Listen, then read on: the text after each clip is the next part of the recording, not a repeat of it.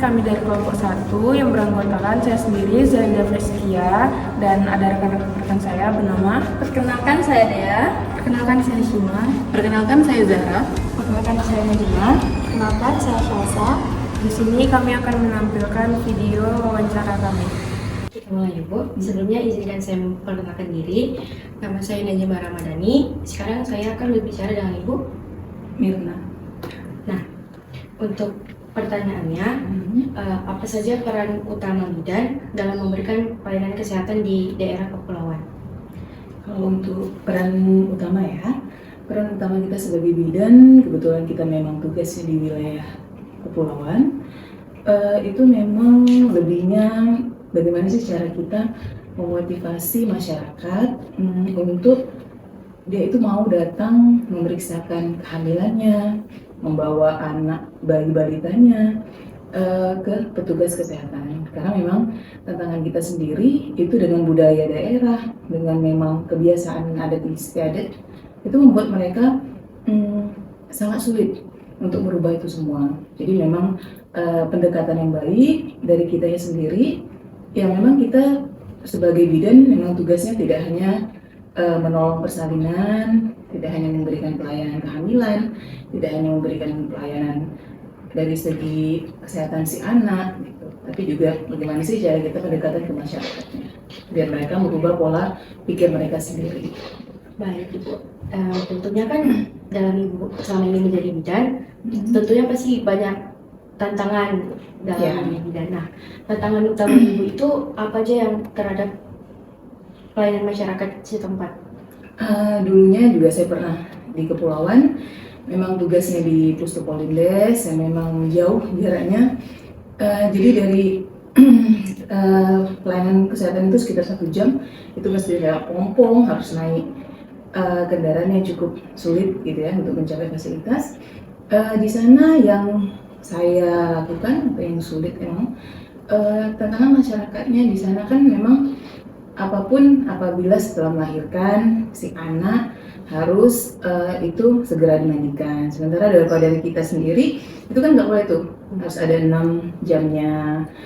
Terus sekarang kita menjaga suhu tubuh si ibu. Terus juga tantangannya lagi kalau di masyarakat itu memang kebanyakan kepercayaan mereka itu si ibu pada saat hamil dia tidak boleh misalnya maghrib keluar rumah, makannya itu dipantang, terus apalagi habis melahirkan, tantangannya itu sangat banyak. Jadi memang untuk kita menjaga kondisi si ibunya sendiri itu sulit gitu. Jadi apalagi untuk kita membuat si anak tumbuh sehat, berkembang, terus memang dan adanya lagi itu memang si anak apabila habis lahir itu harus diberi madu, terus dia itu harus dicicipin, belum lagi dengan yang anak itu harus sudah diberi makan.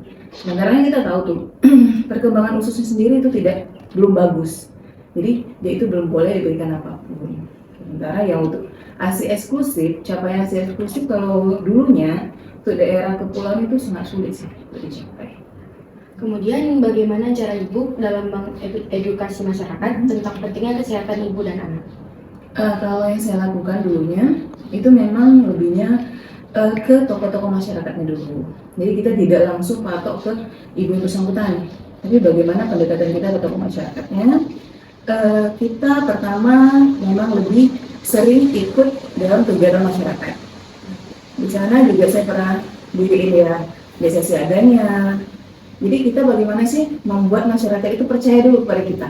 Jadi kita setelah pendekatan ke tokoh masyarakatnya, tokoh agama, ikut serta, wirid yasinnya, apanya, di situ kita mulai mengedukasi masyarakat dengan cara penyuluhan yang kita berikan. Ya sedikit demi sedikit masyarakat sudah mengerti nih, oh ternyata selama ini salah, selama ini yang mereka lakukan itu kurang bagus. Jadi ketika mereka merasa mereka itu salah dan mereka itu pengen berubah, itu akan lebih mudah kita masuk untuk memberikan pelayanan kebidanannya. Terima kasih Bu. Kemudian bagaimana cara Ibu memahami dan mempelajari budaya daerah yang ada di daerah kepulauan ini? Kalau untuk mempelajari ini ya budaya mereka ya, kalau tentang budaya sih lebihnya yang tadi saya bilang juga, karena pendekatannya sih pendekatan ke tokoh masyarakatnya dulu. Kita memang mungkin berasal dari kota, tapi ketika kita udah terjun di sebuah pekerjaan dan memang wilayahnya itu sangat sulit, itu kita tidak bisa membawa kebiasaan kita. Jadi ya, kitanya mulai ini datang ke masyarakat, kita omongkan baik-baik, kita ngomongin, itu penolakan dari masyarakat itu pasti ada. Tapi yang namanya kita sudah berkomitmen dari awal, kita itu bidan, kita itu petugas kesehatan yang akan memberikan pelayanan yang baik kepada masyarakat, ya ditolak sekali itu biasa. Datangin kembali, ulangi lagi, kita jelasin kembali.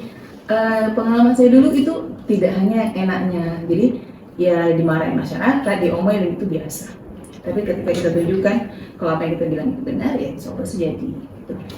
Kemudian strategi apa yang Ibu gunakan untuk memberikan manfaat pelayanannya kepada masyarakat? Kalau strateginya ya pertama itu memang kita tidak hanya ruang lingkupnya memang langsung ke orang dewasa. Dari remajanya dulu didekatin. Jadi kalau misalnya di sana itu ada kegiatan misalnya remajanya main volley atau apa, kita ikut. Jadi mereka sudah mulai terlibat. Terus masuk lagi ke ibu-ibunya. Setelah itu, setelah masuk ke ibu-ibunya, nanti ibunya yang main kompang atau apa, ya udah kita ikut gabung. Lalu masuk lagi ke bagian bapaknya, itu lebihnya memang pada saat mereka ada kumpul atau kumpul RT, RW kita gabung, gotong royong itu harus ikut. Jadi strateginya sih lebihnya ke pendekatan ke masyarakatnya.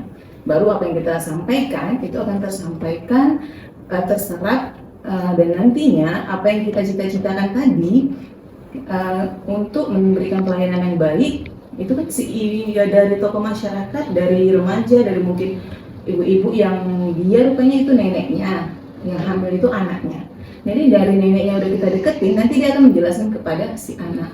Jadi kitanya ketika kita masuk mungkin di pelayanan kita kan pastinya si bidan itu akan membuat kelas ibu hamil, akan mengajarkan dia tentang kesehatan yang baik, itu akan lebih masuk, lebih gampang. Ya, strateginya sih pendekatan kalau saya sih gitu. Baik, itu saja pertanyaan saya. Terima kasih Bu atas ilmunya. Semoga bisa bermanfaat untuk kakak saya dan rekan-rekan sekalian. Semoga apa yang mungkin pengalaman saya nantinya ya suatu saat apabila ada sekalian menjadi bidan, jangan pernah menyerah sih, jangan pernah menyerah dengan suatu tantangan. Karena kalau kita udah jadi bidan, kita tidak berharap, kita berharap pengen di kota. Tapi ya dalam pekerjaan itu nggak mungkin kita adanya langsung di tempat yang enak gitu. Jadi pasti dari pulau dari mana kerjakan seikhlasnya. Jadi jangan mengharapkan bahwa itu pekerjaan itu beban, tapi dinikmati. Semoga sudah. Sekian video wawancara dari kelompok 1. Mohon maaf bila ada salah kata. Sekian dari kami. Wassalamualaikum warahmatullahi wabarakatuh.